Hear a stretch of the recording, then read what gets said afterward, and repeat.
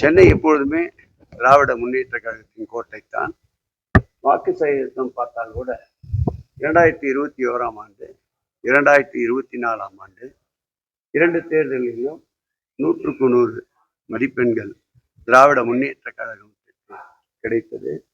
அதே போல்தான் இப்போது நடைபெற்ற 2026 சட்டமன்ற தேர்தலிலும் வாக்கு வித்தியாசம் பெரிய அளவு பதிவான கணக்கை எடுத்துக்கொண்டால் பெரிய அளவு வாக்கு வித்தியாசம் இல்லை.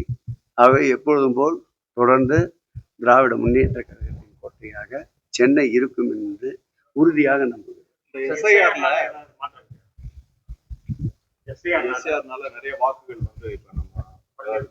வாக்குப்பதிவு சதவீதத்தை எடுத்துக்கொண்டால் கடந்த 2021ஆம் ஆண்டு நடைபெற்ற தேர்தலில் நடந்த வாக்குப்பதிவு தான் சற்றேறக்குறைய இந்த தேர்தலிலும் சென்னையை பொறுத்தளவில் நடந்திருக்கிறது.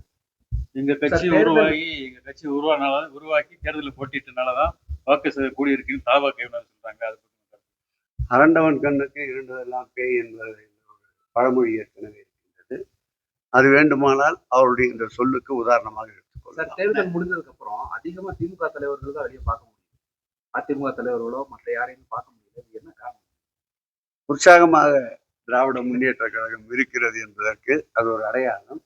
கடுமையாக உழைப்பு மாண்புமிகு தமிழக முதல்வர் அவர்கள் நாடாளுமன்ற தேர்தலுக்கு முன்பாகவே 2021ஆம் ஆண்டு சட்டமன்ற தேர்தலுக்கு பிறகு அவருடைய மதிநுட்பத்தால் அவருடைய தேர்தல் வியூகத்தால் ஆற்றிய களப்பணி அனைவரையும் இயக்க வைத்த எங்கள் இயக்கத்தின் இயக்கம் 24 நாடாளுமன்ற தேர்தலில் எதிரொலித்தது. அதேபோல் 2022ஆம் ஆண்டு நடைபெற்ற மாநகராட்சி உள்ளாட்சி மன்ற தேர்தலிலும் அதேபோல் அவர் திறம்பட என்னென்ன பணிகளை மேற்கொள்ள வேண்டும் என்று தேர்தல் களத்திற்கு அவர் பயிற்றுவித்தாரோ அந்த பயிற்சி உதவியாக இருந்தது.